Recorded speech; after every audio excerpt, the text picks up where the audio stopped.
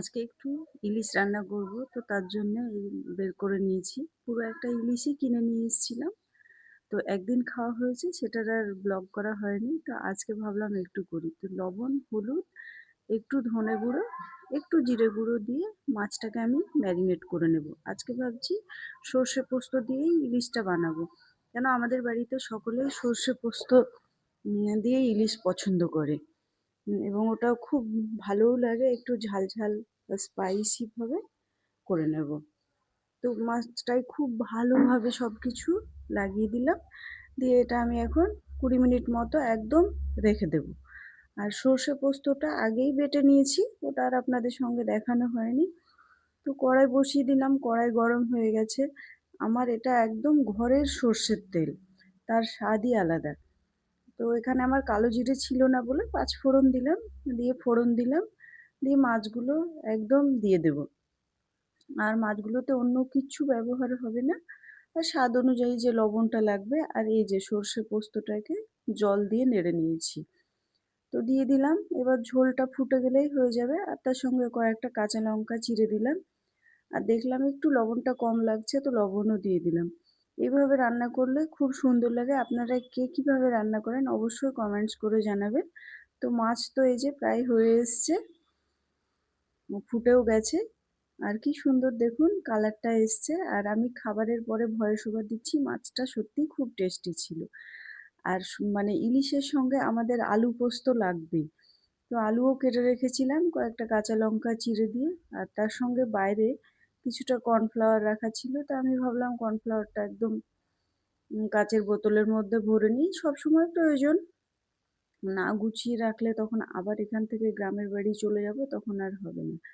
তো আলু ভেজে নিয়েছি, আলুতে লবণ, জিরে গুঁড়ো, ধনে গুঁড়ো দিয়ে দিলাম। আর একটু আমরা এখন লাল লঙ্কার গুঁড়োটা অ্যাভয়েড করছি।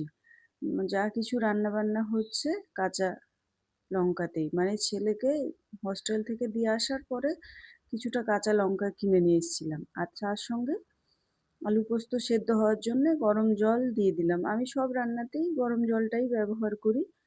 আর এই যে এখানে একটু ময়লা হয়েছিল, তো ভাবলাম একটু গুলিয়ে নিই। আর রান্নার সময় তো গ্যাস প্রত্যেকেরই কম বেশি বিশাল নোংরা হয়। তো আমি চেষ্টা করি মানে একদিকে রান্না হয় তার সঙ্গে মোছা। আর এই রান্নাঘরের নিচটাও খুব পায়ে মনে হচ্ছে কিচকিচ করছে, তো ওই কাপড়টা দিয়ে আমি একটু টেনে দিলাম, যে না পায়ে মানে ময়লা লাগলে কেমন একটা বিড়বিড় অস্বস্তি বোধ হয়।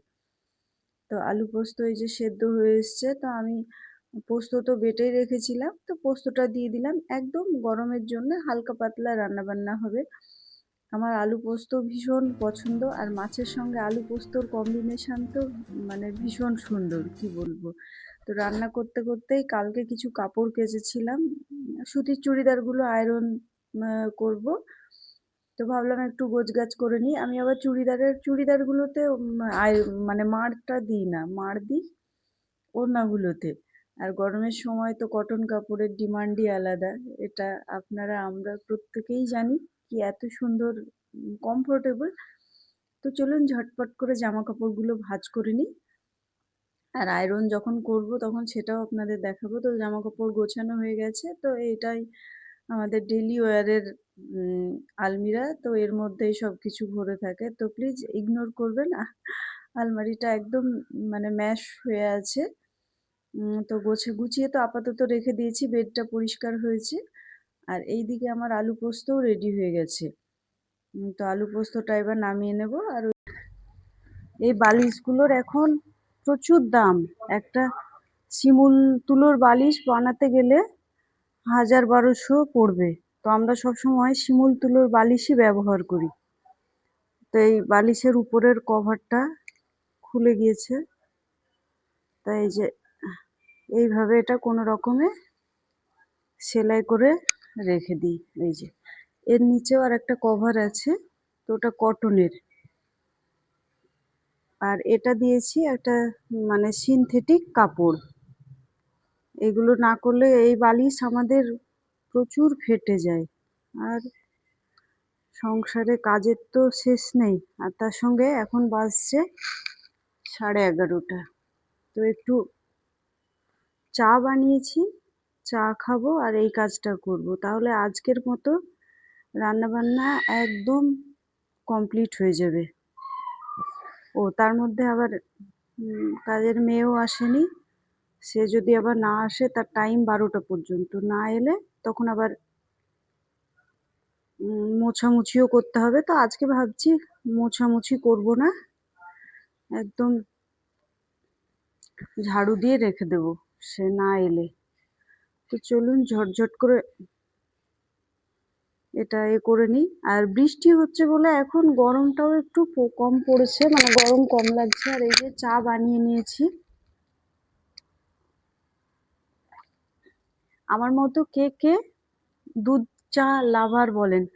যদিও গ্যাস হয় দিনে একবার, তো আমার খেতেই হবে, মানে এটা একটা নেশার মতো হয়ে গেছে। তো কমেন্টসে অবশ্যই জানাবেন।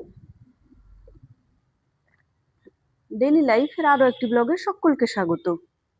তো চলুন ঝটঝট করে সেলাই করি আর তার সঙ্গে চাটা খাই। আর গরমও কমে গেছে, বেশ ভালো লাগছে যে বৈশাখ মাসটা অল্প অল্প গরমে চললো। তবুও আমাদের দোতলার উপরে 3 তলা নেই, তো তার জন্যে গরম আছে হালকা পাতলা। কোনো কোনো সময় একটু এসি চালাতে হচ্ছে। তো সেলাইটাও করি আর চাটাও খেয়ে নিই।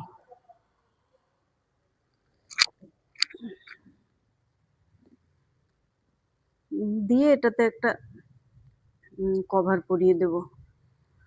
আজকে একটু বাড়ির বাইরেই কাজ আছে, দুপুর বেলাতেই বেরোবো। যদি পারি কিছুটা অবশ্যই আপনাদেরকে শুট করে দেখাবো। এনে দিই, এই যে এটা আমার না, ছেলের বালিশ। তো ও তো এখন নেই হস্টেলে, তো তবুও তার জন্য যত্ন করে রাখি, আসবে তখন আবার লাগবে। এই যে একদম সুন্দর হয়ে গেল। তো চলুন এবার স্নান খাওয়া দাওয়া করে নিই, তারপরে। তো এই যে দেখছেন, এদের দুজনকে অনেক আগেও দেখা যেত। তো এই যে খাওয়া দাওয়া সেরে ওরা একটু মোবাইল দেখতে আসে। ওর মা আমাদের কাছে কাজ করে, তো আমি ভাবলাম আসবি একটু মোবাইল দেখ। বিকেলবেলায় একটু টুকিটাকি খাবার কিনতে গিয়েছিলাম, তো স্যান্ডউইচ ব্রেড বড় একটা পেলাম। প্রয়োজন নেই অতটা বড়, তবুও কিনেছি। কয়েকটা ভাটির বিস্কিট, কাপকেক। আর আমি ওর কাছে প্যাটিস চাইনি দোকানদারের কাছে, ও আমাকে 4টে প্যাটিস দিয়ে দিয়েছে। আর এটা স্প্রিং রোল আর ছোট্ট যে পিজাগুলো হয়, সেই পিজাগুলো নিয়েছি। তো প্যাটিস দেখে তো খুব মেজাজ খারাপ হলো। তো তারপরে যাই হোক দেখলাম দিয়ে দিয়েছে, তখন একটু একটু করে খেয়ে নেওয়া হবে। তো ভিডিওটা ভালো লাগলে বন্ধুরা অবশ্যই লাইক, শেয়ার, কমেন্টস করতে ভুলবেন না। আর আপনাদের একটা লাইক আমাকে আরও অ্যাপ্রিসিয়েট করবে ভিডিও বানানোর জন্য। প্রত্যেকে ভালো থাকবেন, সুস্থ থাকবেন। আর চলুন আমি এবার সন্ধ্যেবেলায় খাবারটা ভীষণ মানে এনজয় করি। যেই তার সঙ্গে ভাইপোর জন্য নিয়েছি একটা কিন্ডার জয়, ওর একটা কাপকেক, আমার একটা কাপকেক। আর এত খাওয়া দাওয়া হয়ে যাচ্ছে, ওজন বাড়বে কি কমবে কিছুই হচ্ছে না, চটচট করে ওজনটা বেড়ে যাচ্ছে। আর মনে হচ্ছে আজকে ডায়েট করব, কালকে ডায়েট করব, কিন্তু ডায়েট